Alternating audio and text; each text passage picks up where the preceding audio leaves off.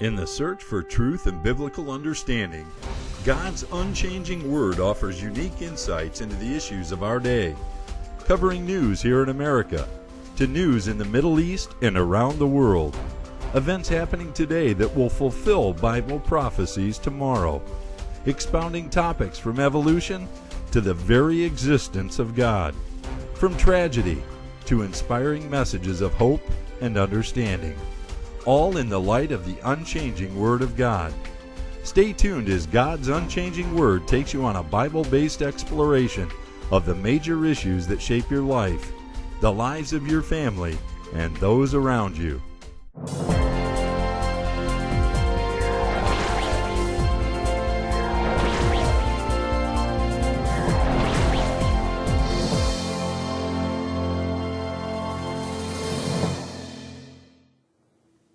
Greetings and welcome to God's Unchanging Word. June 30th, 2012. A new era in the Middle East and a new era for the United States. In less than 18 months, in the Arab uprising and the overthrow of the last military general of Egypt, we have witnessed the rising of a power-based power group, radical Muslim terrorist, controlled people rise to the power of one of the largest populations in the Middle East, Egypt. I want to read a letter as I begin this program today to let people know exactly what's been going on in the Middle East and how that's going to affect the United States. In this letter it says, for the first time, a high-ranking Iranian official has stated on record that the Quds forces are not only involved in the region, but also internationally, preparing for the final confrontation with the West. Now, who are those Quds forces? The Quds forces are a special unit of Iran's army, the guardians of the Islamic Revolution.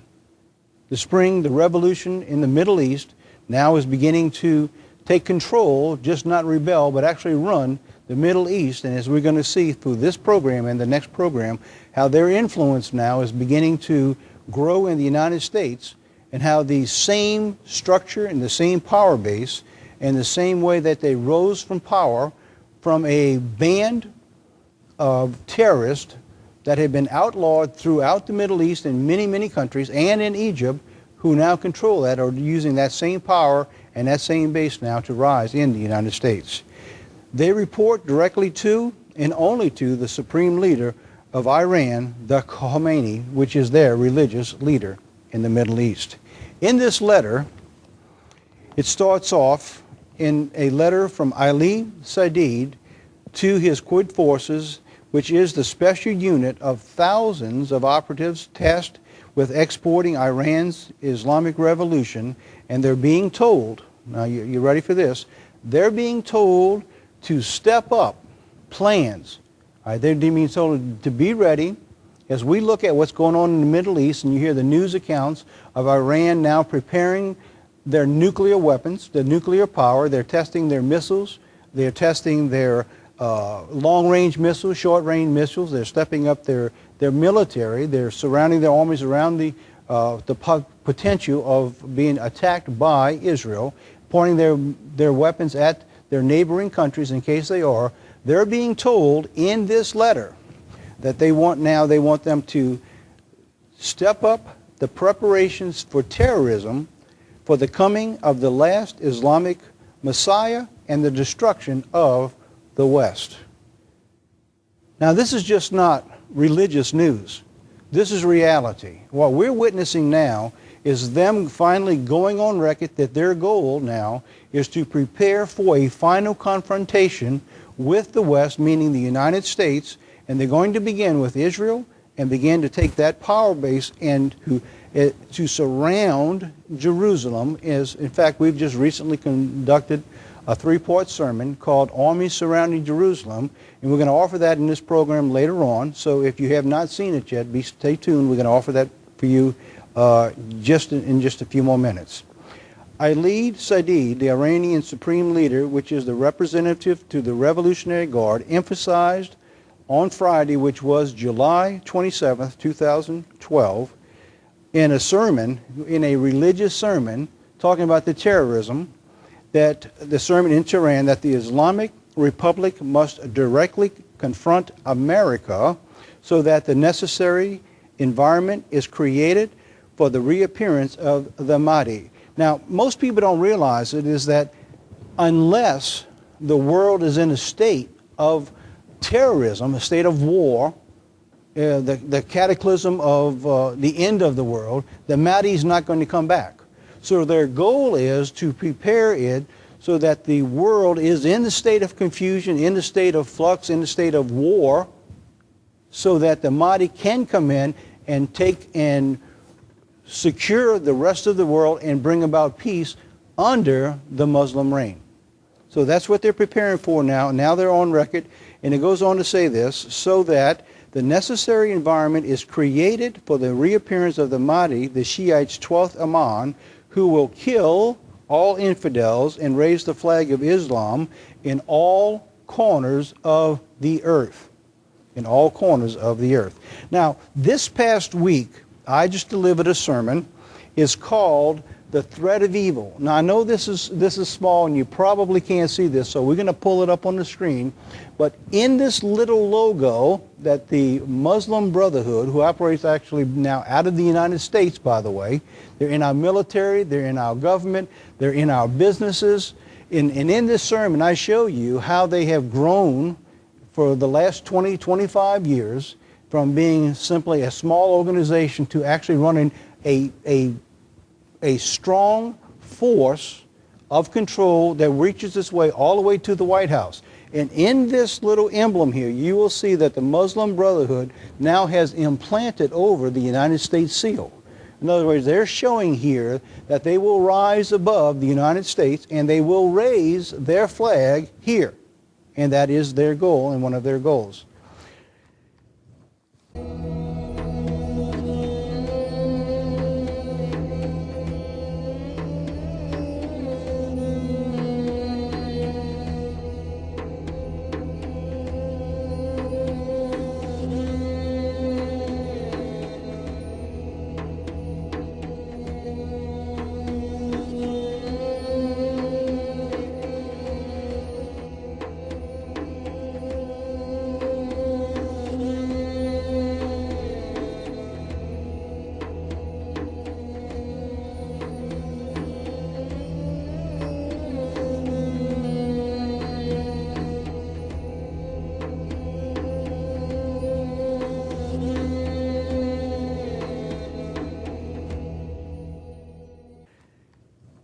Let me jump to the middle of this letter here, and I want to read something here because it has biblical implications of what he is talking about.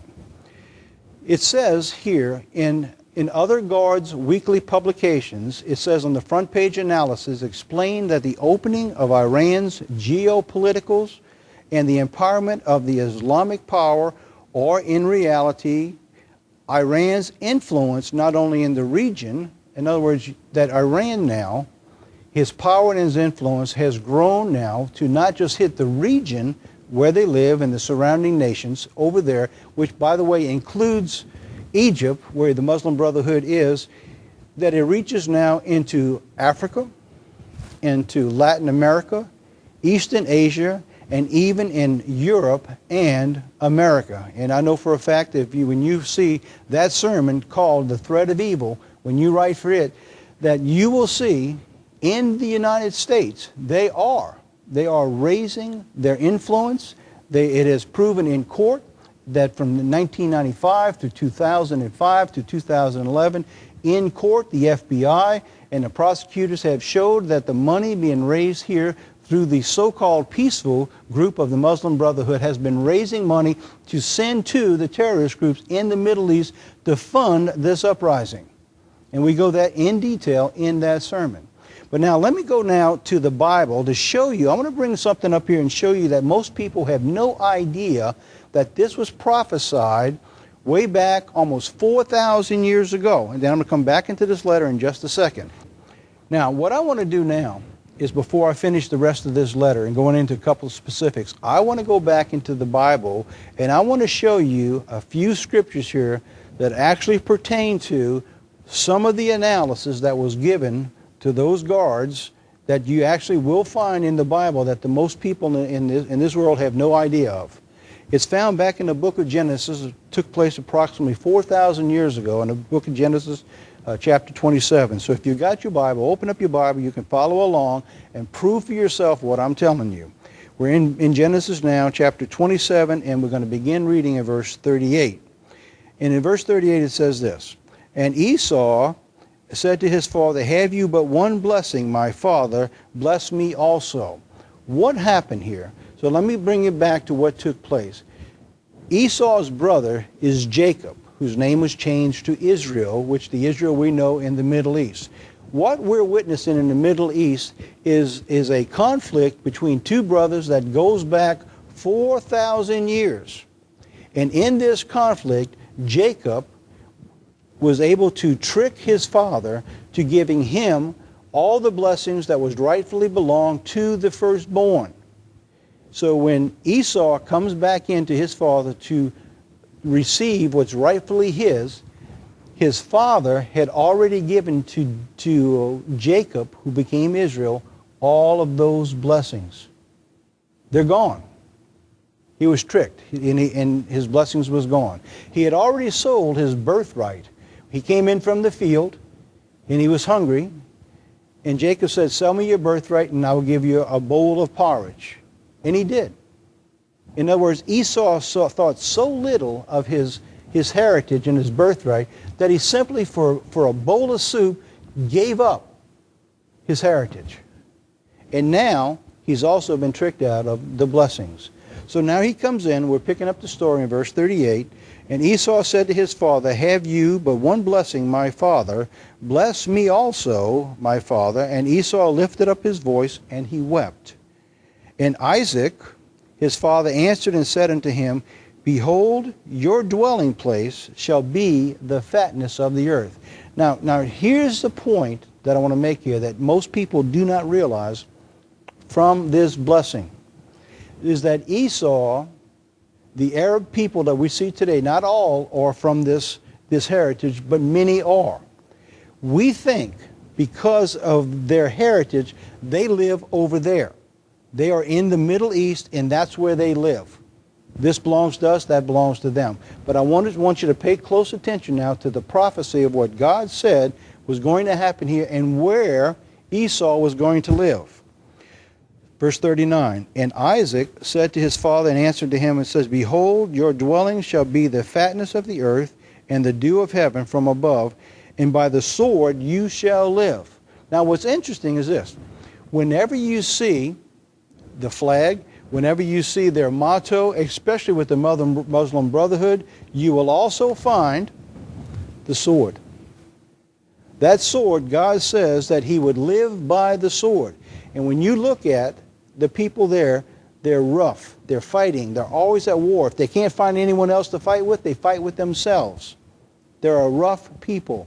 He said that you shall live by the sword, and you shall serve your brother. So we have seen now, for 4,000 years, that the Arab people have been basically subservient, first of all, to the British peoples, which is the brother of the sons of Jacob, which was Manasseh and Ephraim, and you see which is Britain and the United States. Now, we looking at now, it says that they would be servants to their brothers, to wherever they lived, and we have seen that for 4,000 years. But now it goes on to say this, "And you shall serve your brother, and it shall come to pass," future tense, "it shall come to pass that when you shall have the dominion." All right, so what his father's telling him in Isaac's prophecy, that there's coming to a time that you shall have the dominion. All right, so we're looking at they will have the dominion, but now we're thinking they're still over there. They're going to have the dominion. Let's back up a verse in 39. And it says here in verse 39, where are they going to live when that happens? "And Isaac said, his father answered and said to him, Behold, your dwelling shall be the fatness of the earth." Now, that verse is usually overlooked by most Bible scholars. So what Isaac was telling him, that you're going to live wherever there are richness, wherever it's the fatness of the earth. That is where you're going to dwell. And you're going to serve your brother when you live there. So what we have seen is the migration of the tribe of the people of Esau throughout the earth, rising up, as it says here, it shall come to pass. Let's go back into verse 40. It says, and it shall come to pass that when you shall have the dominion, that you shall break the yoke off your neck. So what are we witnessing? What are we paying attention to now? We have seen in just 3 short verses here a prophecy that for 4,000 years that the people of Esau, they would have their own country, but they would also dwell in the fatness of the earth. So we're witnessing now around the world nearly every single nation. What is the problem? The rising of the Muslim people, the rising of the mosques, the rising of their personality, the rising of their government. And as we're witnessing here in the United States, which I'm going to get into the next program because I don't have enough time now, we're actually witnessing now is that in the United States as well as in other countries, that the governments are changing to give them the authority to run and to rule according to their own laws, which is in many cases the Sharia law. And if you haven't studied the Sharia law, you need to look into it, and we'll cover that in a future program. The radical Muslim people are rising up according to this prophecy. Now, why am I bringing that up here in relationship to this letter? Let me go back into the letter now, and let me read you an analysis that was given to the guards just this past week. This analysis, let me pick it up here, says in another analysis of the guards, explains that the opening of the Iranians' geopolitical and the empowerment of the Islamic powers are in reality Iran's influence. So what we're witnessing there is they're preparing for the last Imam, is the rise in power to give them what they need to create their control to be able to raise their flag and have the Muslim power throughout the earth. The analysis refers to statements from the founder of the Islamic Revolution, the Ayatollah Ruhollah Khomeini, and these 4 things that he says. He says, I say with all certainty that the 21st century will be the century of Islam. Now that is possible when we look at the prophecies, because what we're looking at now is an end-time prophecy that when they break the yoke of the peoples the nations they live in, that they would rise up. And it is possible at the end of 6,000 years of prophesied time for the history of mankind that we are now in the beginning stages of witnessing the prophecies coming to fulfillment in Genesis, what we just read in Genesis 27, 38 through 40. The second thing it says is that I will say with all certainty that Islam will conquer all key entrenchments of the world. It goes on to say, it says, I say with all certainty that Islam will defeat all world powers. Well, I think before that actually happens, we're going to see a king of the north pushing against the king of the south. And I say with all certainty that the 21st century is the century where the oppressed will be victorious over the oppressors. It is biblical what he is saying, that we are witnessing that perhaps we are at the beginning stages of them rising up to these prophecies being fulfilled. Now, I don't have time here, but we're going to go to it in the future. But I'm going to come back in just a second. I want to offer you this sermon called The Threat of Evil. If you haven't written in before, you need to write in now. In this sermon, we cover many parts of the Islamic Revolution, all the way from its history till now. We go into the time where the Muslim Brotherhood, from its founding in 1928 up until now, how it is growing from the Middle East, how it has affected Europe, Australia, in the Asian countries, and especially here in the United States. Take a look at this commercial, and I'll be back in just a second.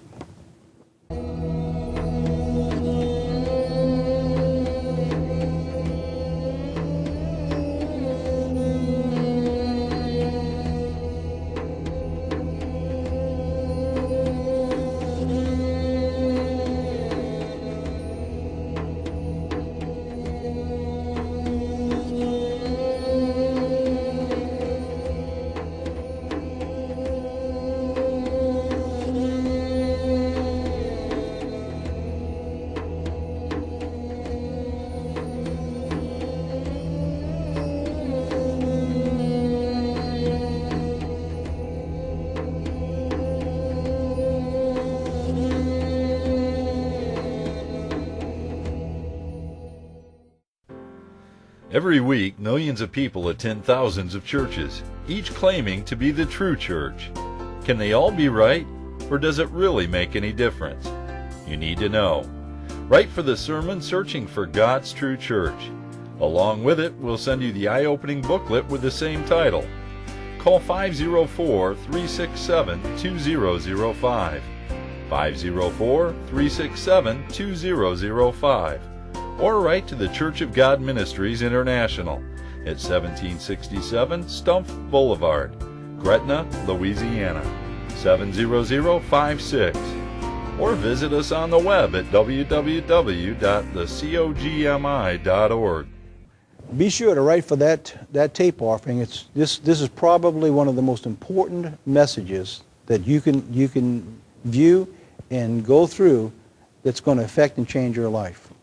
In fact, it's so important. What we want to do now is we want to take a few moments to be able to bring you some clips from that sermon to give you an idea of some of the subject matter that you'll see in that sermon.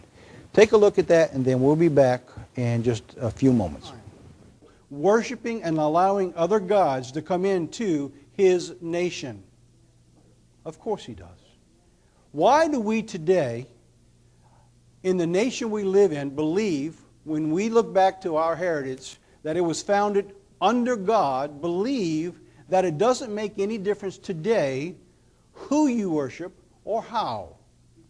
Why would we think that it's okay to allow any other God to not only be equal with or to be superior to the God that we've come to know of the Bible? I want to talk about today the threat of evil. And what I'll do today is I'm going to go back into the past, and I'm going to walk through the rise of what we're seeing in this nation, another God rising up above the God of Israel. Now let me begin with a couple of facts. First of all, I'm going to cover as the thread going through two biblical points. First is found in Deuteronomy chapter 28 and verse 43. It says that the stranger that is within you shall get high, very high, and you shall come down very low. Now God just doesn't say they're going to get high.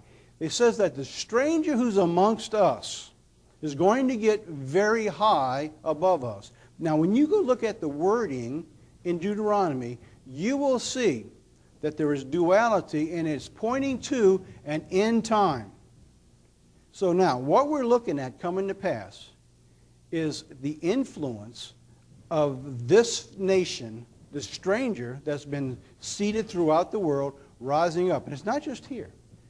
You see it down in Australia. You see it in Europe. You see it throughout Africa and throughout Asia. And many, many nations are talking about the rise of the Muslim population and the Muslim religion now taking over control. So now, let's talk about how the rise to power came to be. Egypt, May 30th, 2012. The Muslim Brotherhood was just voted in. Immediately they began to introduce Sharia law. So how did they get to be in power? Because you see, I'm going to take you back now through a little history, real quickly, of the last 100 years and how the rise to power came to be in Egypt, and we will follow that same line here in the United States. And it breaks down to one important point.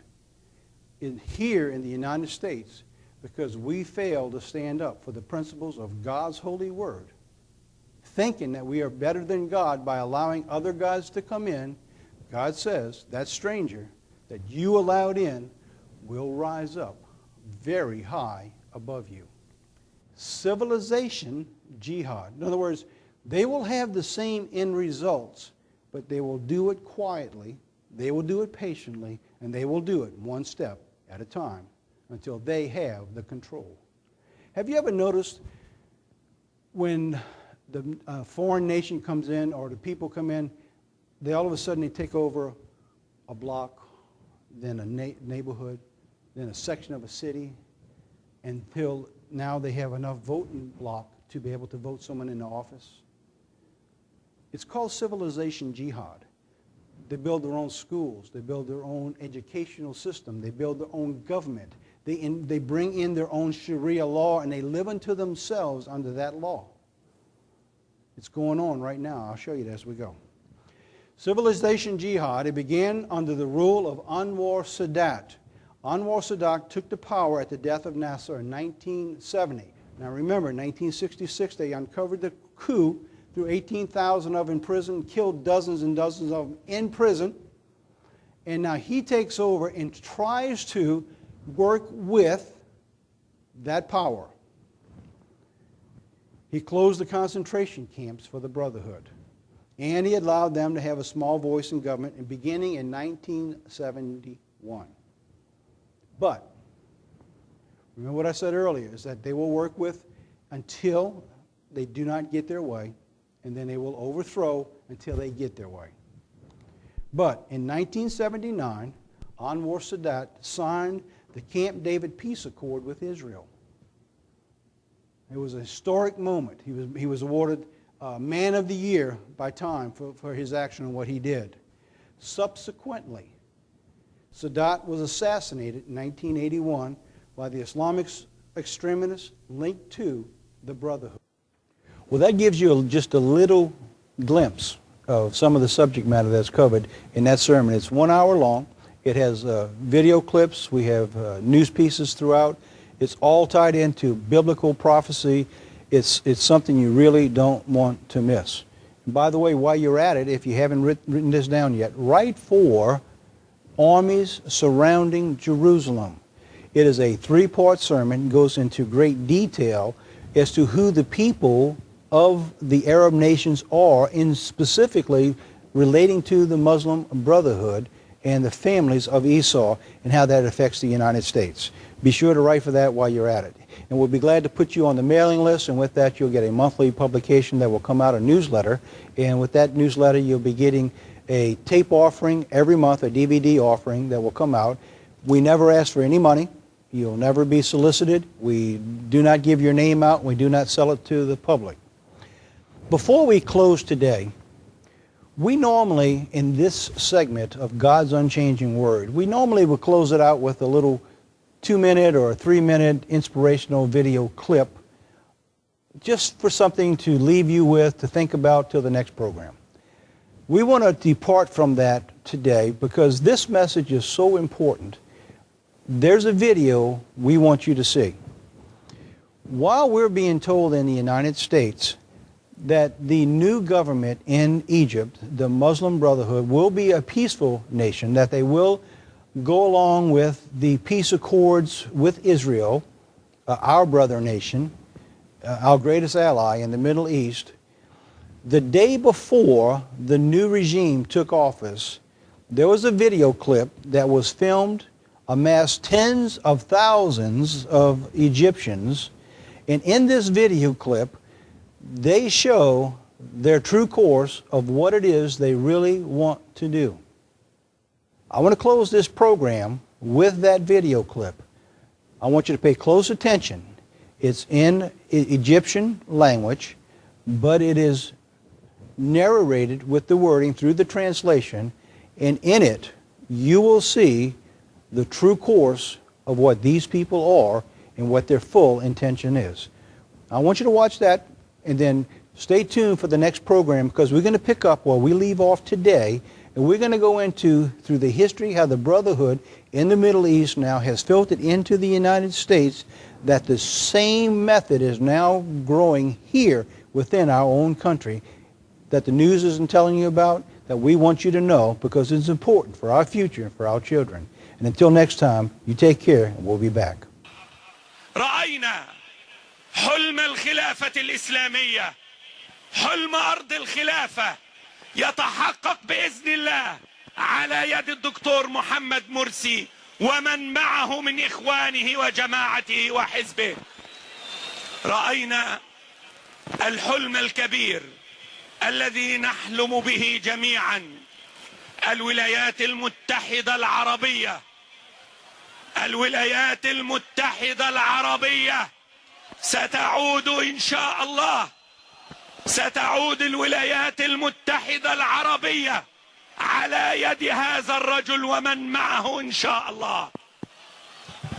ستكون عاصمة الخلافة،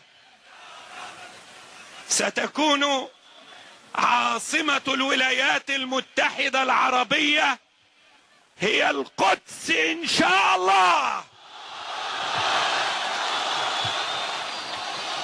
بكرة مرسي حرر غزة. أنا مصري بكل عزة. بكرة مرسي حرر غزة. بكرة مرسي حرر غزة. بكرة مرسي حرر غزة. بكرة مرسي حرر غزة. بكرة مرسي حرر غزة. تكبير تكبير تكبير. ستكون عاصمتنا ليست القاهرة ولا مكة ولا المدينة، وإنما القدس إن شاء الله. وسيكون هتافنا على القدس رايحين شهداء بالملايين. على القدس رايحين شهداء بالملايين.